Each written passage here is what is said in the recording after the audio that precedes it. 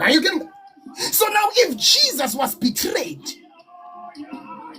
right on his table where he was eating bread and even prophesied to the one who was about to betray him, who's when you betray me just now, and he still did it.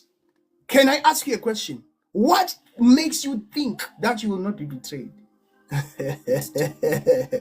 What makes you think that people of this world will just let you go like that, even the ones that you trust the most? Judas was at the table of Jesus, but he still betrayed him. Judas received a prophecy that is speaking of his mischief. But akumtshintshanga lokho ukuthi ayekele kuthengisa Jesu aqhube kanjalo. There are people that are so determined to mess up your life that ngisho sekuphumele ebaleni ukuthi they are very demonically charged against your life. They will not repent. They will still do it.